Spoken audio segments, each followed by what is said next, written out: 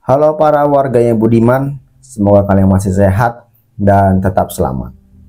Kali ini kita akan membahas topik yang penting, yaitu critical thinking and leadership. Kita akan menggali apa itu critical thinking, bagaimana hubungannya dengan kepemimpinan, dan mengapa keduanya menjadi sangat relevan di era digital saat ini. Apa itu critical thinking? Menurut Paul dan Elder, critical thinking atau metode berpikir kritis adalah proses intelektual yang disiplin untuk menganalisis, mengevaluasi, dan memperbaiki cara kita berpikir. Singkatnya, ini adalah kemampuan untuk berpikir jernih, logis, dan mendalam sebelum membuat keputusan. Kenapa ini penting? Karena dalam dunia semakin kompleks dan dinamis ini, saudara-saudari, khususnya di era digital saat ini, mereka harus menganalisis informasi yang berlimpah. Karena apa? Karena pemimpin dituntut untuk bisa berpikir kritis, memilah mana yang relevan, dan membuat keputusan berdasarkan fakta yang ada. Tanpa kemampuan ini, keputusan yang diambil cenderung lebih impulsif dan bisa merugikan organisasi atau perusahaan tersebut. Kemudian mari kita bahas critical thinking berperan dalam kepemimpinan transformasional.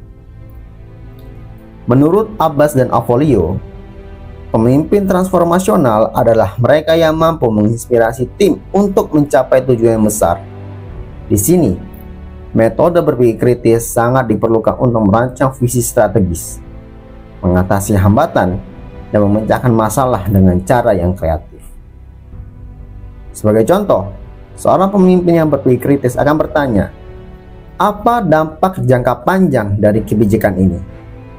Apakah ada resiko tersembunyi? Dan bagaimana cara terbaik untuk melibatkan tim dalam proses menyelesaikan masalah?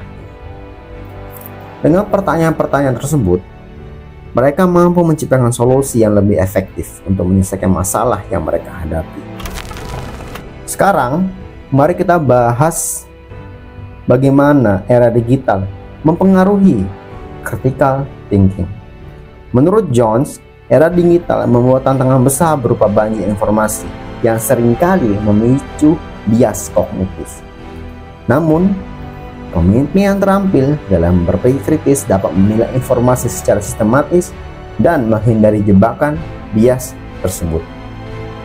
Contohnya, dalam pengambilan keputusan berbasis data, pemimpin harus bisa memastikan bahwa data yang digunakan valid, relevan, dan tidak dimanipulasi. Hal ini menunjukkan bagaimana critical thinking dapat membantu pemimpin untuk tetap objektif di tengah arus informasi yang sangat deras. Dari observasi saya, ada beberapa poin yang penting yang dapat disimpulkan. Pertama, critical thinking sangat berpengaruh dalam pengambilan keputusan, manajemen konflik, dan inovasi dalam organisasi. Kedua, pemimpin yang berpikir kritis, adaptif, dan inovatif yang merupakan kunci keberhasilan di era modern saat ini.